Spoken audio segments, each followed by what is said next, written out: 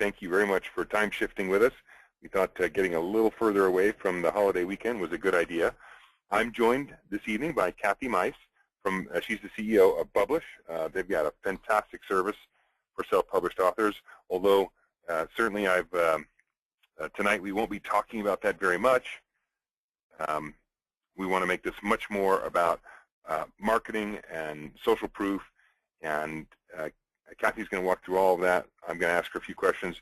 It was a super well-received and very valuable session this morning, and I hope again to do it again tonight. I want to remind everyone that we want this to be absolutely an interactive session, so throw us questions. I'll stop, I'll identify who put them up, and I'll read them for Kathy and I to take a look at. We're also recording this for playback later, so sometime in the next 24 hours you should get an email with a link to it. And again, this is, I have to apologize, this is not going to be a sales pitch. We're not going to be pitching BookFuel or Bublish. You can always check those things out on your own. And of course, at the end, you are welcome to email me or Kathy for a copy of the slides. We're happy to do that. I'll show Kathy's info in just a moment when I ask her. And of course, you can also give me a call. And I'll ask Kathy, go ahead, Kathy, introduce yourself and talk a little bit about what we're going to cover tonight.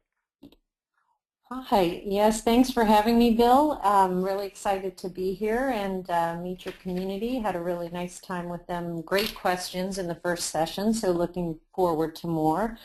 I am Kathy Meis, as Bill said, and I'm the founder of Bublish, which is an award-winning social marketing platform for authors.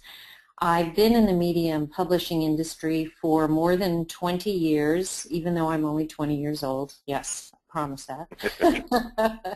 But I started out in broadcast journalism for a CBS affiliate, wanted to go deeper, went to print journalism, ran a number of editorial brands for Forbes, and then I have been a freelance editor, writer, nonfiction ghostwriter in the business and science area for many years, so know what it means to make your living off of writing.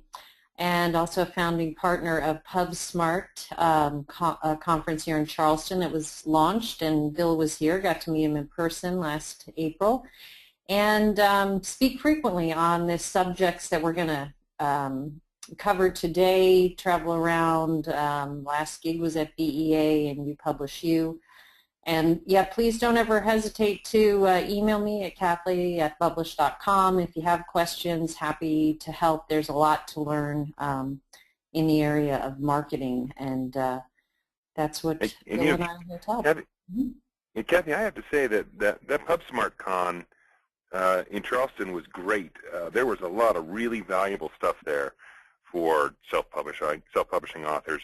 And if I recall correctly, Hugh Howey he was there, did a couple of speeches, and I really found it super valuable. And I would recommend anybody, if you're looking for a writers conference to go to, it's a beautiful setting. It was a great time of the year to do it. You just Google PubSmart Con. I think you'd really enjoy it. Yeah, if you want to get tied into some of their newsletters, they do a lot of thought leadership, pubsmartcon.com, and thank you. It was exciting.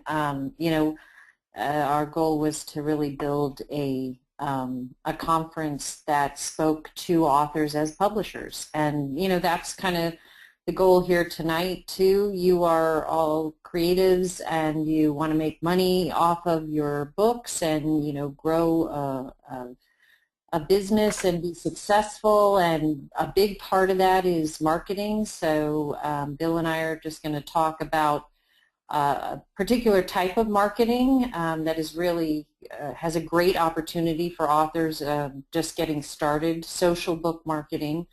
How you can set yourself up for success in social marketing, and the importance of building social proof to do that. That's really the first step, and then building a community, and then starting to build an author brand that can drive sales. This is not a short-term tactical play. This is more of a look at the long-term strategy for how you will be recognized in a very crowded book marketplace. And then, we want to talk about measuring your social marketing success so that you can become a more effective marketer over time. And Bill, chime in if anybody has questions at any point in time, but I just wanted to share some data with you guys to start with. This is from a man named Peter Hildick Smith, who advises some of the biggest publishing companies in the world. He does a lot of reader data research, and this is a slide that from his talk at Digital Book World called The Author Brand Opportunity. And it's why I like to listen to hear where the people who are, really have a lot of money to spend on marketing, where they're putting their dollars, and where the people who are doing the research are telling the people in publishing to put their dollars. And what this very, very well-informed and data-rich presentation basically said is there's a huge opportunity for authors who are able to break through the noise and build a brand, but that there are 3 pillars to success as you go forth in trying to get those initial book sales. And one is discovery, and that's the big role of marketing. But we're also going to talk about making sure that when that discovery happens, and you might have someone's attention for a very short period of time, that you have the ability to convert them to some action that brings them closer to you, your book messaging, your book brand. Maybe that conversion would lead to them signing up for your email or visiting your website, buying one of your books. But the next step of that is also availability. So when they discover you and then you intrigue them with your value proposition, your elevator pitch, whatever you want to call it, about your book, that they immediately could say, well, I have a Nook. Is it available on Nook? Or I have a Kindle, or I have an iPad, or I read on my smartphone. So the third pillar of initial book sales is the availability from the reader's perspective in the format that they want it. Or, that may even be, I want a paperback version of this because I don't read digitally.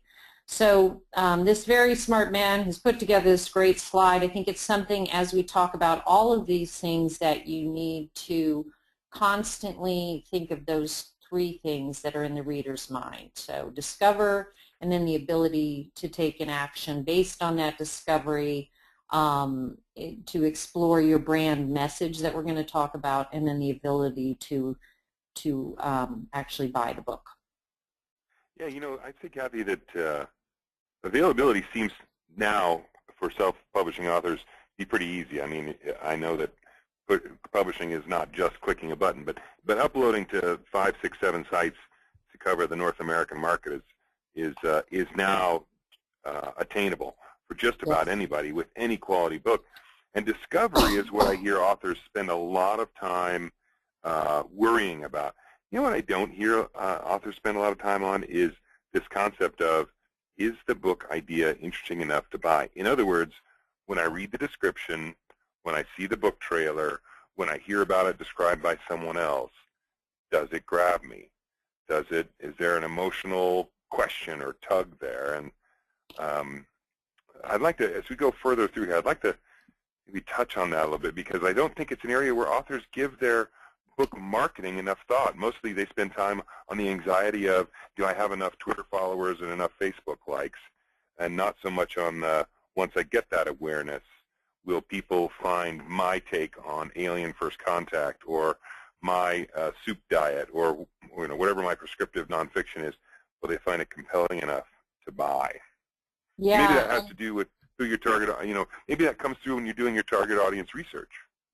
Right, because it could, even if you get that pitch down and you have a very unique way of describing what we would call your value proposition. So maybe you're a thriller writer, but there are millions of thriller novels, mystery novels, literary fiction. So how do you uniquely describe your book? You've got to be describing it to someone who is interested in that genre. And like the example I give is, I have huge respect for horror writers, It is not a genre that I read because I get scared very easily.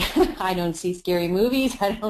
So I am not your target audience. So you want to make sure that you have a very unique way of describing the value proposition, as it were, of your book, and then make sure you're describing it to people and drawing the right people towards that message. So a lot of what we're going to talk about today are the foundations of getting to the right audience, and then once you have them, making sure you have the messaging right. So these are some ideas for researching your target audience, and it is very much worth your time to do this research. A great place to start if you are a genre writer. A lot of associations have reader data. For example, the Romance Writers of America has a whole page with lots of statistics on how many books the romance readers, they have different subgenres that they talk about. They know the age, they know how much their median income. There's a lot out there through the associations, and a number of the bloggers in your genre can also often share data on readers. Another great way is to actually go into those Facebook groups where readers in your genre are hanging out, and just start talking to them, and you'll start to find out more about what their interests are, because you want to certainly be relevant in your messaging. Another great thing to do is to research the keywords.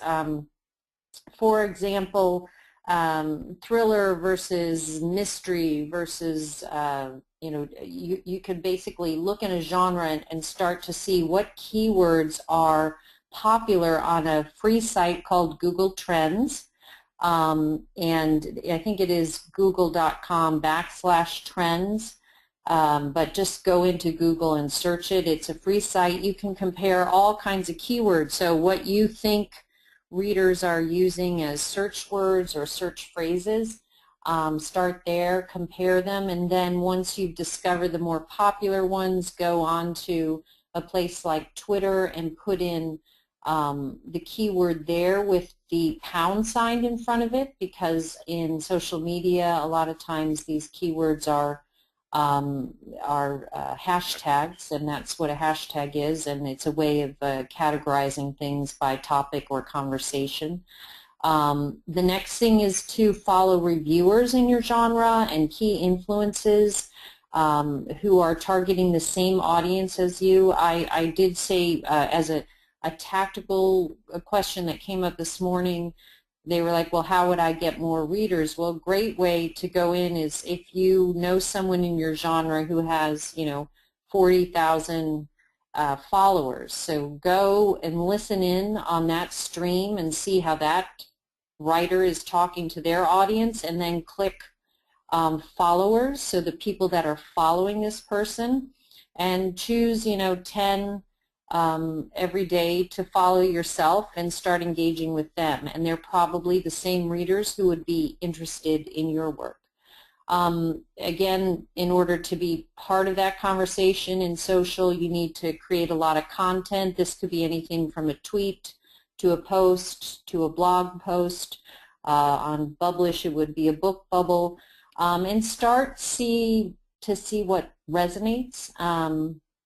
One example that we spoke about today was if you're a young adult or new adult writer, and you're in your 50s or 60s, that are you creating content that's relevant to the audience that's going to read your book? So just listen and start to learn and try things out and see what gets retweeted or reposted or liked or generates comments or conversation. In marketing, it would be called A/B testing. I know we got a lot of questions on that this morning, and you could really do a whole session on that, but it's basically the idea that you keep the majority of the elements the same. So maybe you would take the same content, you'd try it out on a different social network and see which network is more popular for your readers, or you would change the time of day that you share the content, or you might change the content on the same site and try to isolate what content is resonating. And then another thing we see more and more of, and I think it's just fabulous, is cross-promotion with other authors. You share your findings, you each research different things, and you kind of help each other get smarter faster through just groupthink. And there's just so much of that going on, and I see it done by the most popular and successful authors because there is so much to learn.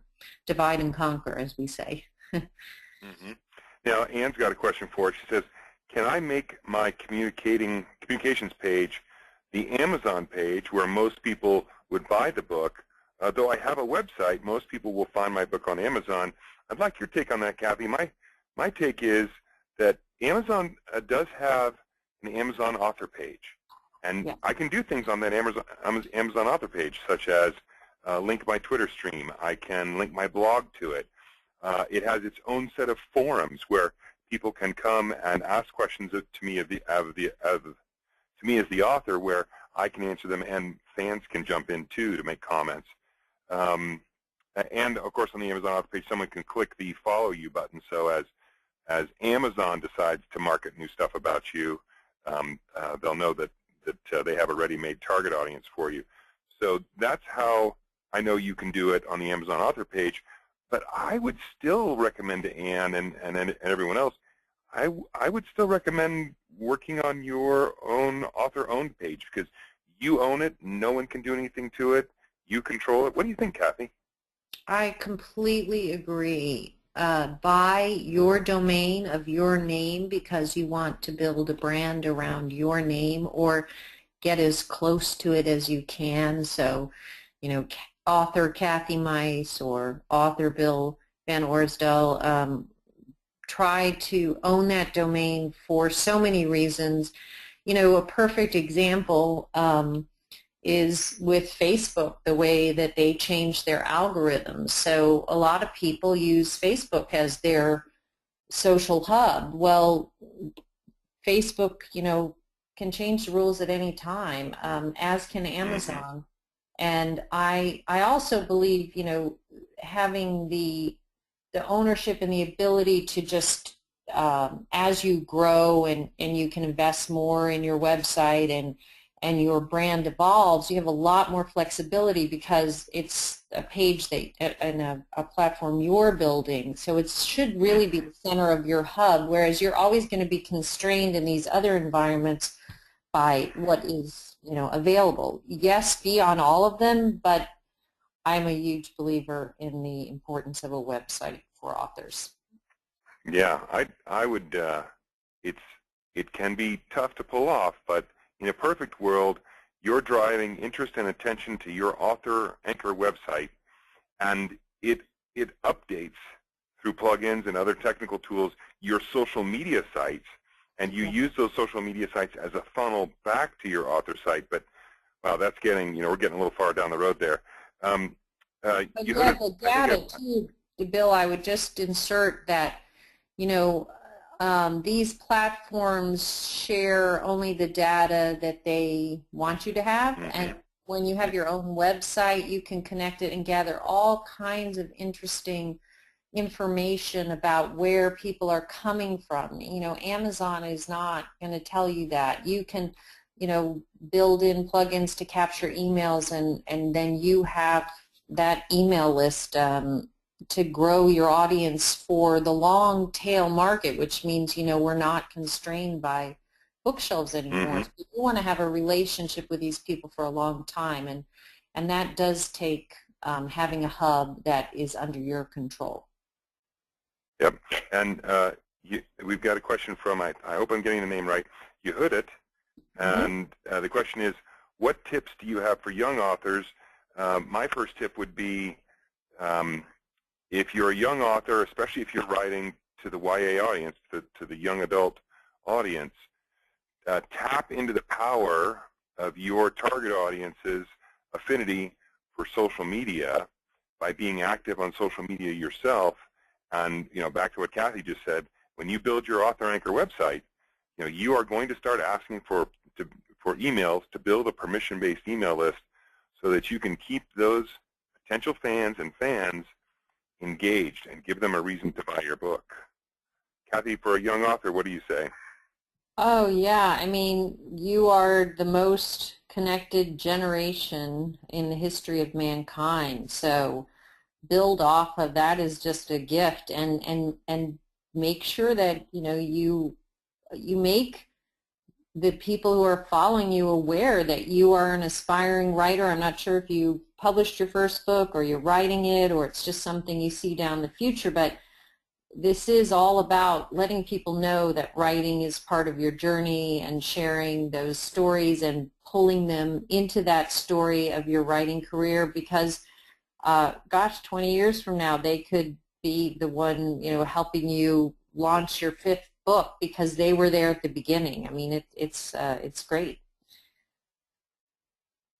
And so we're ready to talk about content calendar, are we, Bill? Mm-hmm. Yeah, about getting disciplined. So, yeah, the discipline word. So there's a lot of similarities between being an author in this day and age and being an entrepreneur, which is why one of our favorite words at Bublish is authorpreneur. You are really starting a small business. One of the best tools, it is such a great fit, is content creation and content marketing. But as you write your books, and authors are being asked to write more books more quickly because great books sell other books and enable you to make more money over time as the price of books, there's a lot of pressure on the price of books, but you also have this gift of being a writer. And so creating promotional content and telling stories in a promotional fashion is something I do webinars on all the time. It's a very powerful tool, but it takes a lot of discipline to be consistent, and that's so important. I see so many authors get started, and like I said this morning, it's kind of like when you decide, okay, I need to get in shape and I'm going to be a runner now. And so you go out and you run 5 miles the first day and you feel great, but the next day you can't walk, you're tired, you don't have a plan to recover, and you push through a couple more times and then you're like, oh my gosh, I can't do this. I'm not going to be a runner. So this is what happens with promotional content a lot, and social media, because it is a very demanding in the way of content creation. So we are very strongly advocate for content calendars. And this means if you decide, okay, I really need to write great books, that takes a lot of time. I have 1 hour a day to do book promotion and social media and social marketing, all of that stuff, that you know exactly what you're going to do during that 1 hour because you wrote it on a calendar, and you are constantly looking down the horizon because next week you've got that blog due on Wednesday. You're going to spend 20 minutes at noon every day actually actively engaging. You're going to spend 20 minutes in the evening researching a new platform. Say you're on Twitter, but you need to learn Facebook, or you've never gone to Google Plus, or you're thinking about YouTube. You're going to do 20 minutes of research, and that is all plotted out on a calendar.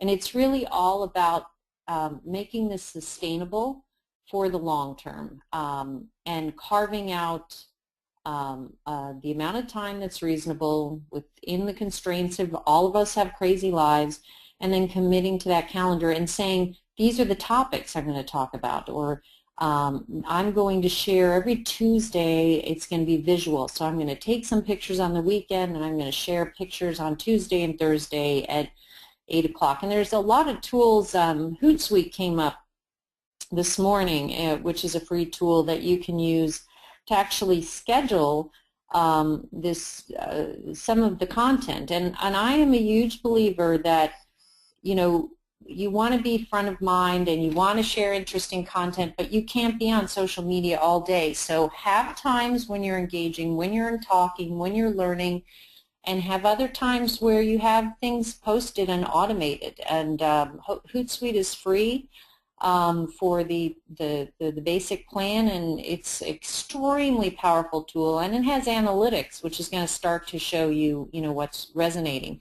And then we've already talked about the importance of the author website, so I won't go into that too much, but I think Bill and I both believe very powerfully that you should own your domain and own the content that goes on that website, so that you need that hub to draw people towards your work. And remember that the key there, just to kind of go back to that initial 3 circles that we looked at, is that you want to have a website that connects the dots. So this drives me crazy. I'll be looking, I won't be able to find somebody on Twitter, and I want to get their Twitter handle, and I go to their website, and they still don't have the links there.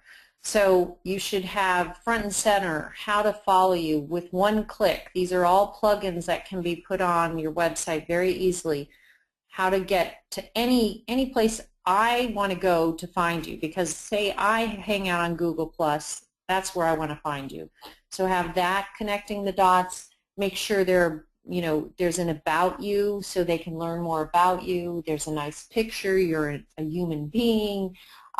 There's big, beautiful covers of your books. If you're in the process of writing a book, you should be sharing that with them. And if the book is for sale or for pre-order, big links. Where is it available again?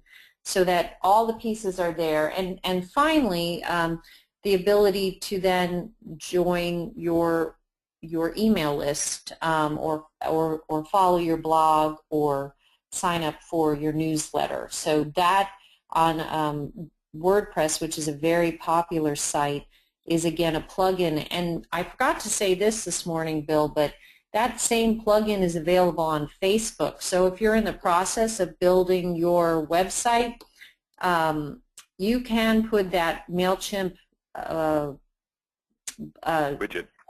widget, exactly, thank you, right on your Facebook page, and start gathering an email list right through your Facebook page. Though I still think you should also have it on your website. And MailChimp is just another service. It's free for up to 2,000 followers, very affordable after that, designed for small businesses, and very easy to start to capture emails, which is how you build a more intimate, long-term relationship with your fan base, that you can start it on social media and draw it towards that longer-term relationship. Yep. Now we've had a couple questions and comments flow in.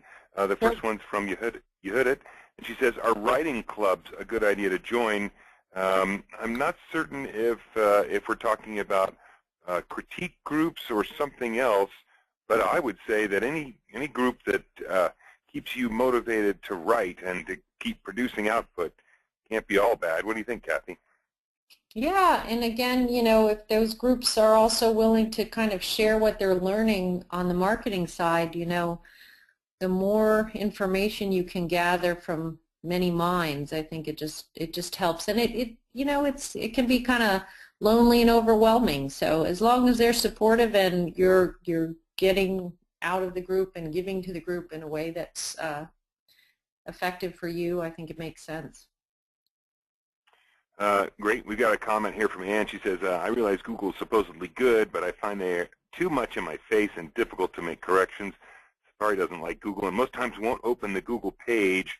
And the only thing I would think of is maybe take a look at installing Chrome. That might help you interact with Google."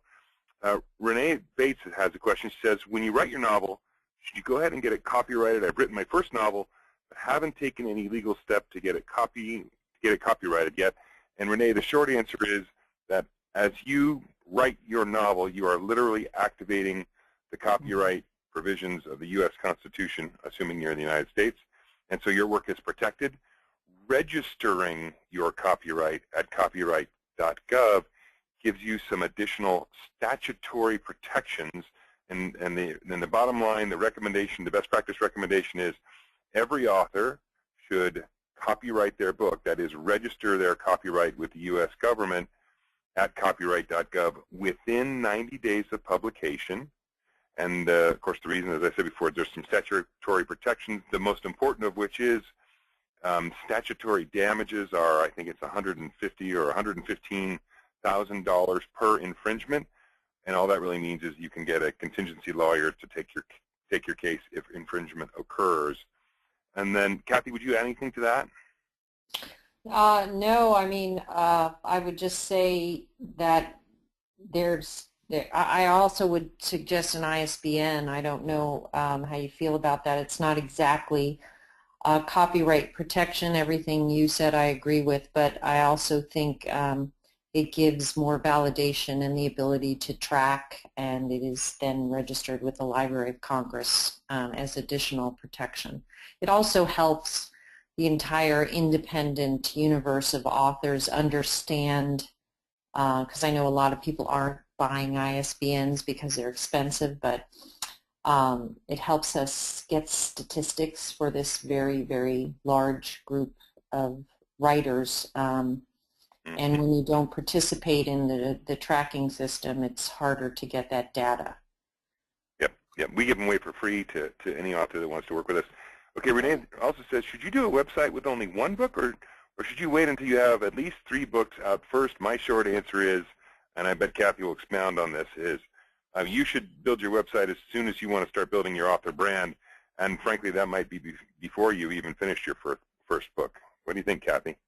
Totally agree. In fact, I just was working with a new author with exactly that. She's got a manuscript, but not sure when it'll be published. And she was amazing. Within 48 hours, she had her website up, and she was already telling her story to the world, and she had photographs. And, you know, there's so much technology out there to make this pretty simple from a technology point of view, but the key is to draw people towards your creative journey as early as possible, and to start to build an audience of people who you have a commonality with and who want to support you and want to share your journey. That's really, in essence, what it's all about. So that journey can't start too early, in my opinion.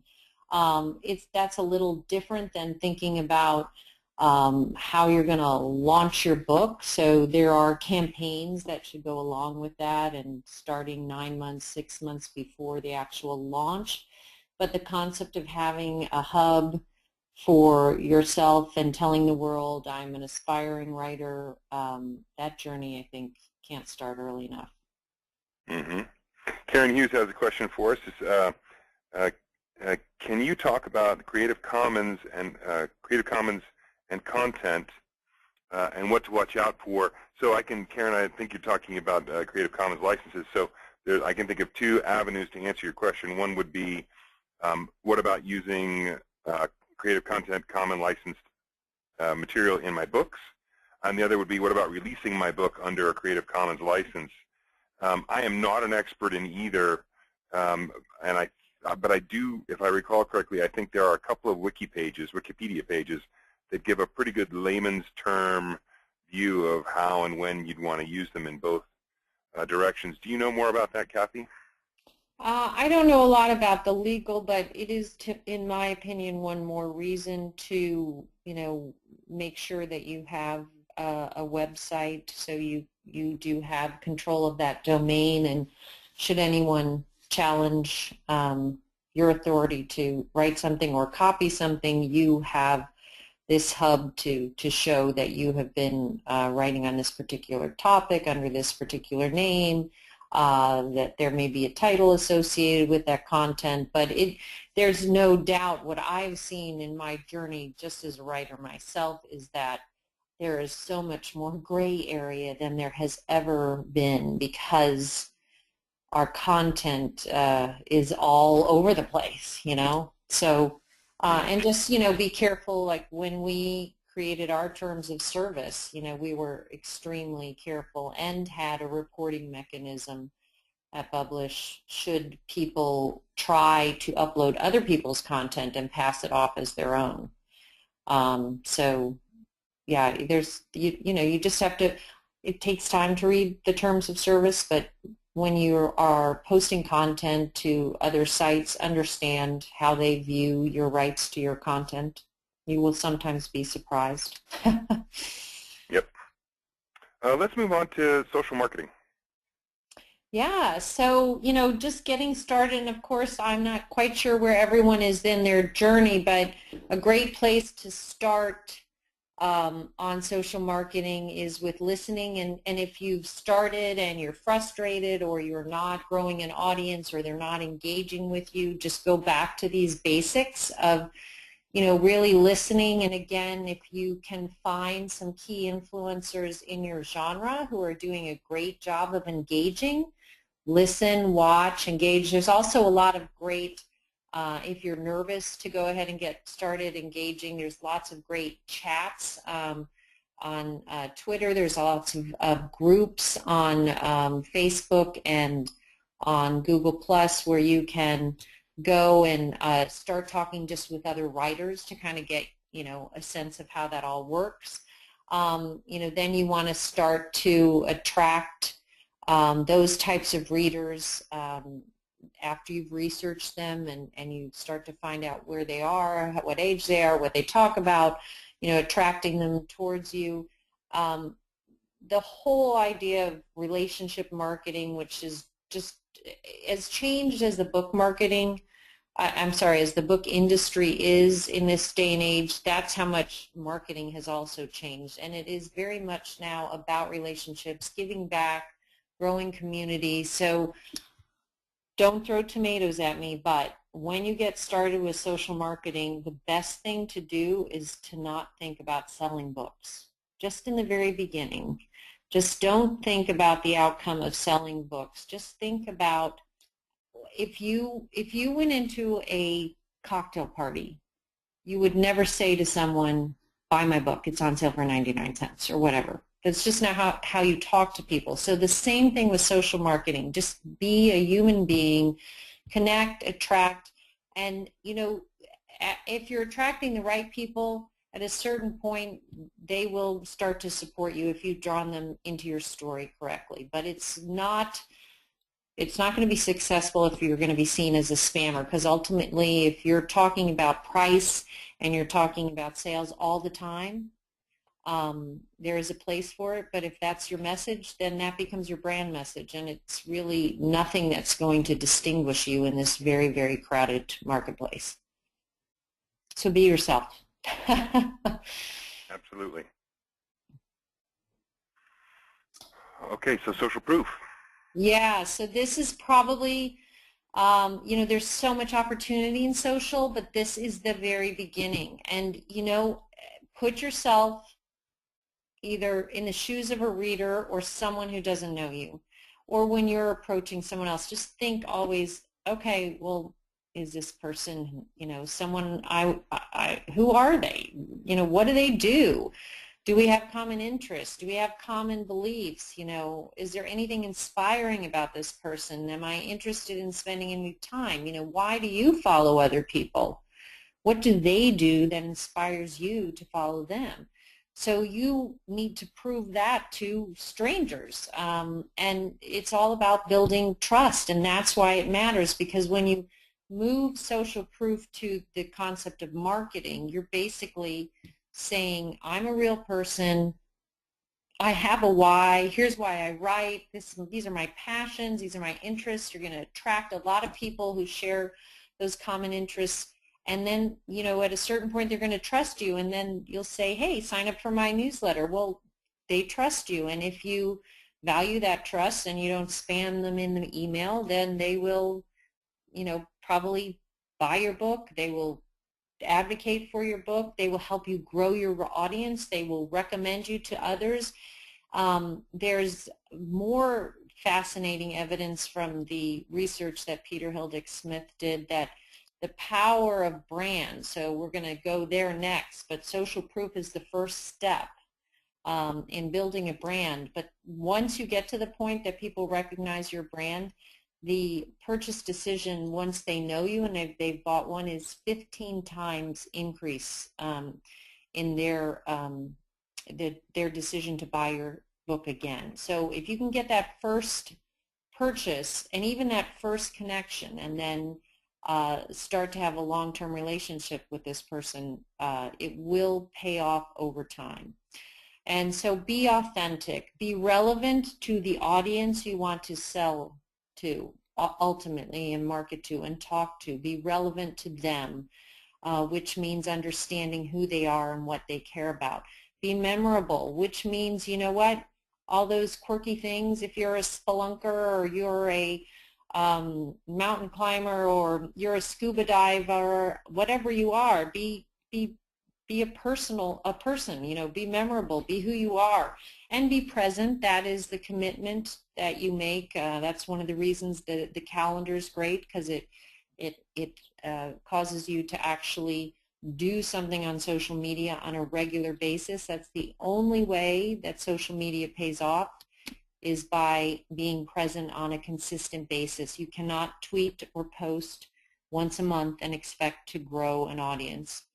Connect other people with each other. Connect them with great information that they think would be relevant. Connect them to your stories of creation and writing your book, your frustrations, your highs, your lows, your human journey, your creative journey, and then connect the dots by, like we said, making sure when they discover you in one setting, they have the ability to go to the setting where they most like to hang out and learn more about you. Yeah, Bruce Harrell has a comment. He says people are much more likely to purchase an item from someone they're familiar with than someone they don't know. It's basic salesmanship. We talked this morning about the concept of atomizing your book to help to create this content for social media, whether you take a character sketch or a deleted chapter or an extra recipe or pictures of inspirations for the setting. But we also talked about it's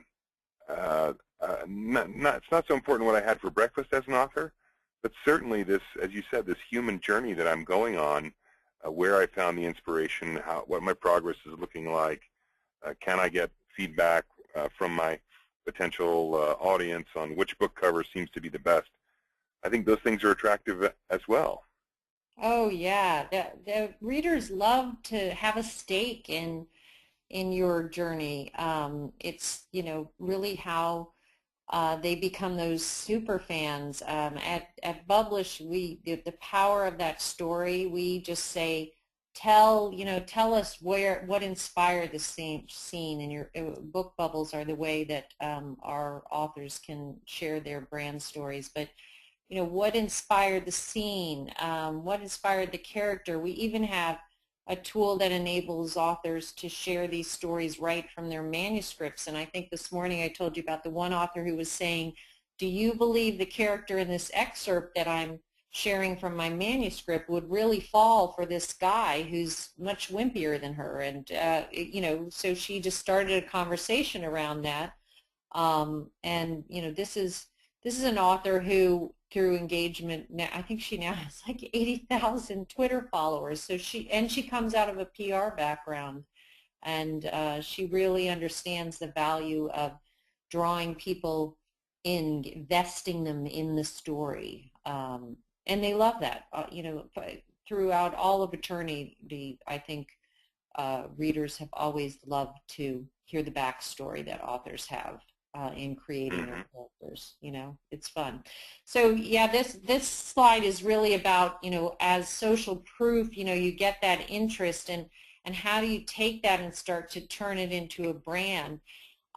So when you grab someone's interest and you start to think about that value proposition of what is your book really about, what makes it different, there's so much price discounting that, you know, that can be a powerful discovery tool, but it's really a lot about time as well. So what's going to make me, I really like your genre, but what's going to make me connect with your book in particular. And this is the way you start to define a unique identity that really goes deeper than that concept of just a platform of people looking at you. But who are you as a writer? What is your voice? If you wrote in 3 genres, what is it about those books that would connect them?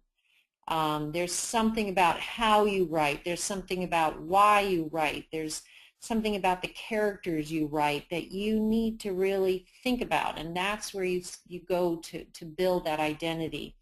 The next thing that you've done in the social proof phase is build the trust, and that what you do with the trust that the readers give you is build a reputation. So yeah, I signed up for the newsletter and now all I get is, buy my books for sale, for sale. So your reputation becomes what you do with the reader's trust. Do you value it? Are you grateful for it? Do you genuinely want to have an ongoing relationship with these readers? They will know it. Do you surprise them and delight them with those outtakes from your book, or perhaps a short story that no one else can see because they're there supporting you? How are you supporting them? And that will build your reputation. And primarily, higher than anything, is the quality of the books that you deliver to your readership, and providing them with a great, entertaining read that you promise them. And for community, that community is, again, give and take. They will become your brand advocates if you handle that trust and build a strong relationship. They will go out and advocate for that unique identity that is you and your books. And that unique identity should really be a personal author brand. Yes, books and series have identities of their own, but the data is overwhelming that we buy for author brands that we like, and that's the unique identity part. And I just love this quote because I think in one little kernel it kind of nails down what a brand is. And brands are, if you're not in this business of building them and you don't do a lot of marketing, it's hard to understand. But your brand is your promise to your audience. It tells them what they can expect from you and your work, and it differentiates what you offer from that of your competitors. Your brand stems from who you are, how you want to be known, and who people perceive you to be. So I love that. Your brand is your promise. That's a great way to think of it.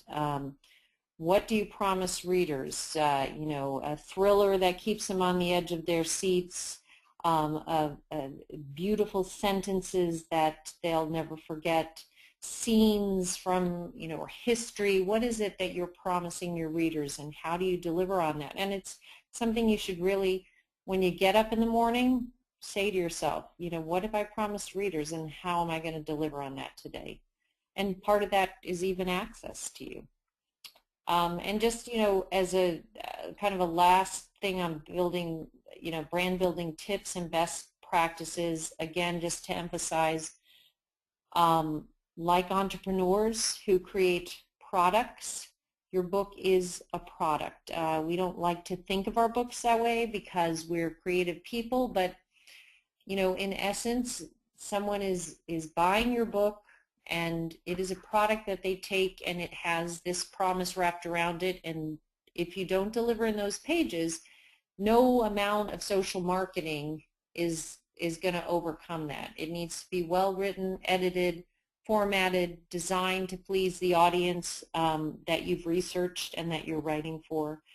The next thing is to think about the fact that all types of media are part of your brand. This is a strategic marketing. So you may be ready to write your first book and you're thinking about your first cover.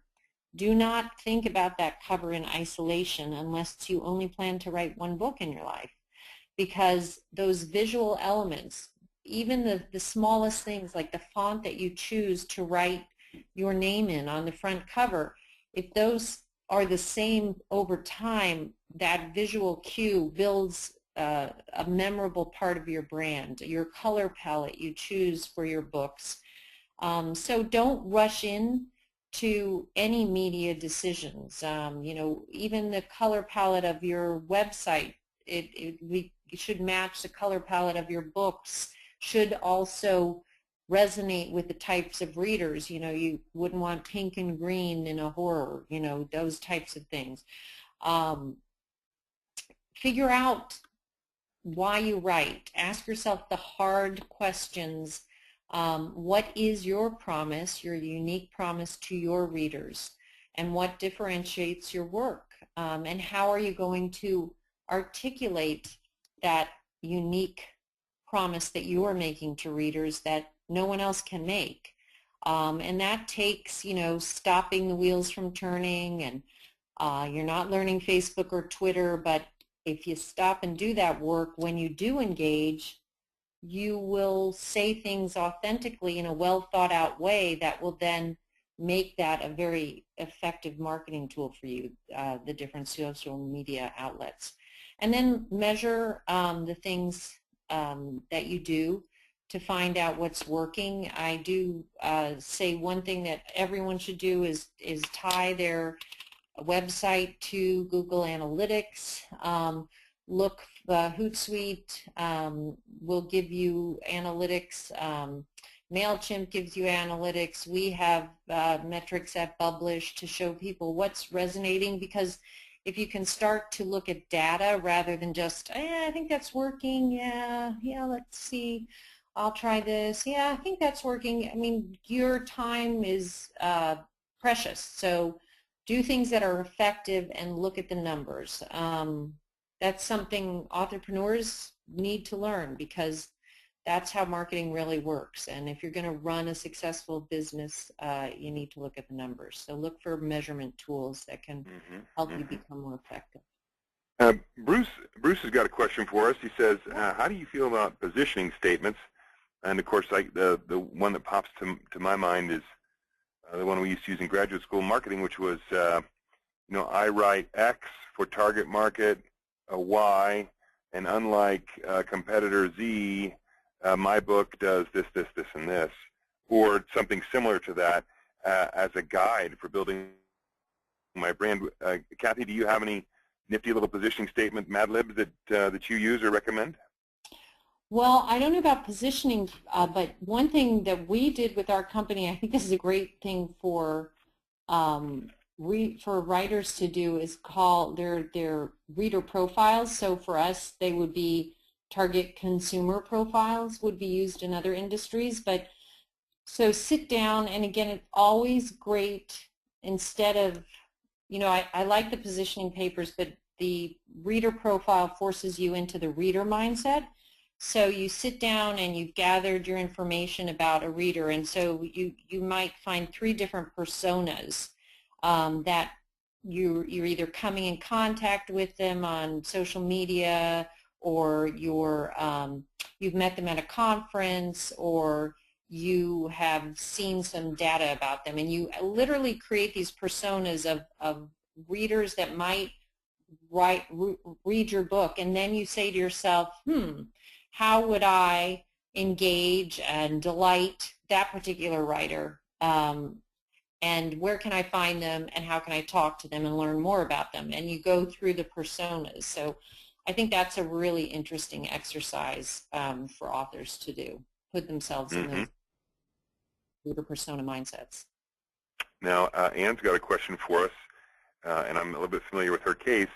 Her basic question is, should I building my brand around my personal real-life name, or if I write exclusively under a pen name, should I build my brand name around my pen name? That's a difficult one, Bill. I think you probably, so on Bublish, we always encourage people to have photos and use their real name, and then we get the occasional email that I'm, you know, I am a school teacher, so I write romantic fiction that's not appropriate for my parents. So it is a case-by-case approach. I think we live in an age of transparency. If you've already, I've actually seen authors flip from pen names, so they wrote in other genres. They use their real name some places. They use pen names in other genres just because of different thinking in different decades, and then watch them bring all of that under their real name because we do live in the age of transparency. It's very hard to create, you're kind of creating a fake persona and pull that off. It does still happen. But without knowing your circumstances, it's hard for me to advise because I do believe there are times when it is appropriate. But if you have a choice, I think you want to build an author brand that is authentically you. It's a lot easier too, but I'd have to know more. Yeah. And you're welcome to email me and tell me your personal situation if that's, something you want more detail on. I'm happy to try to think through your particular situation. Mm-hmm. Yeah, we had a question this morning, as a matter of fact, from one of the attendees who emailed me afterwards, and she reminded me that she writes in 4 or 5 different genres. And her purpose for having her various pen names was not necessarily to shield attribution from real life, the teacher example, but her reason for having the pen names was much more along the lines of, well, people who read my crime books, I'm worried that they'll also know that I write romance and they won't take me seriously, or people that read my romance books, once they learn I write crime thrillers, won't be as big of fans. And so I would say that in that case, it's probably okay to start owning the attribution of the pen names. I think they're a great way to telegraph that you're now reading something from me as an author in a specific genre. But of course, as you said, it's sort of everybody has their own case, and it's hard to give a good blanket yeah, and piece of advice.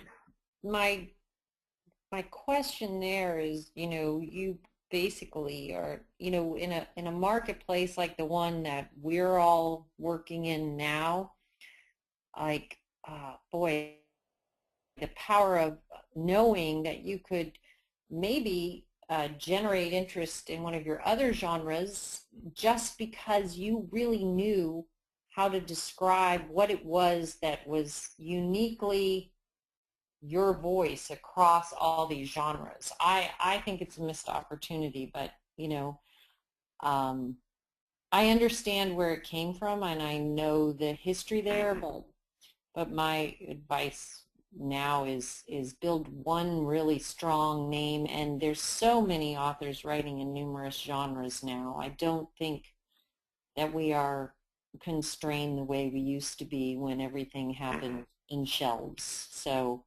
and there's all kinds of, there's even, with the ISBN, I think it's called an ISSN. There's a new number out. I remember Laura Dawson of Bowker talking about that even links, if you're a screenwriter or a musician, that just links again all of your creative endeavors so that there's discoverability across those different media.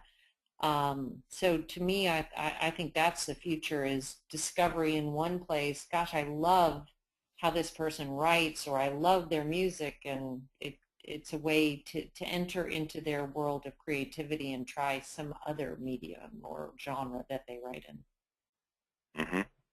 Now, we've got one last question that I want to, Kathy, I want you to tell us a little bit about Bublish.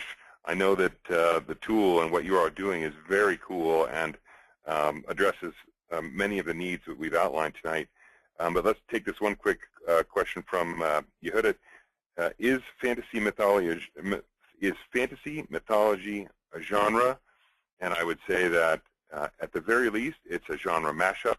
And the best thing to do is to find books like the one you think you're writing, or like the one you are writing, the books that you think are like it, and find out where in the Amazon store and where in the Barnes & Noble store, the online bookstores, those books are shelved, if you will, because Amazon uses a slightly different genre tree than Barnes & Noble does. And once you've figured out where your neighbors, so to speak, are located, you heard it, you should get a good feel for where your book might fit appropriately. Kathy, tell us a little bit about Bublish. So Bublish is a powerful suite of marketing tools designed really to help today's author be successful with social marketing and brand building. We are automating a lot of this by creating a tool called the Book Bubble, where you take your excerpts, which are your best writing, and then you tell the story behind the story. That's, again, your brand story, your story of creation, whatever you want to share. They're very easy to create, and every book bubble travels with a lot of metadata, so it's read by the search engines. It also travels with a photograph of you, a photograph of your book and your synopsis, a link to your website, a link to your bio. And this summer we introduced the Authorpreneur Dashboard, so that we have a free version of the platform, and then we have a subscription-based one, and you can actually write your book and start sharing excerpts as you write with rough cut book bubbles, and also track metrics to see where people are viewing your book bubbles and reading your content, and also a lot of marketing help and exclusive content to help authors become better marketers. So, you know, I started this because I saw, I worked for Forbes, and I had my kids at home, and then I came back to writing, and I looked at what had happened to that particular brand, which is one of the most well-known in the world. It's an editorial brand, which means it is powered by the people that create the Forbes name. But when they moved out of physical into the digital space, there was kind of a fracturing of the brand and the content. And boy, for journalism, that just was the death knell. I mean, they are now primarily owned by, no great irony here, a Chinese conglomerate. But, you know, and it's the biggest name in capitalism, Forbes, you know, as far as an editorial brand goes. So in creating the book bubble, it was trying to recreate the bookstore browsing experience for readers online, but for authors to make sure that their brand and their brand message was very close to their content and could not be pulled apart as they shared samples and shared stories. And sampling is a really very powerful form of social proof as well. So it was a way to break your book up into a million different samples. But thanks for asking. Yeah, so you can sign up for a free account if you'd like.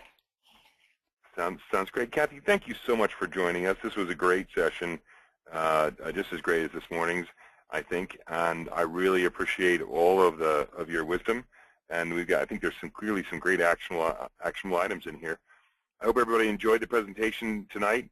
As I said before, in about 24 hours or less, you should receive a follow-up email with a link if you'd like to review it. Send Kathy or me an email, and we'll be happy to send you the slides. Thanks everyone. Have a great evening. Thanks, Kathy. Thanks for having me, Bill. Thanks, everyone. Thanks for your great questions. Have a good night. Thanks. Bye-bye.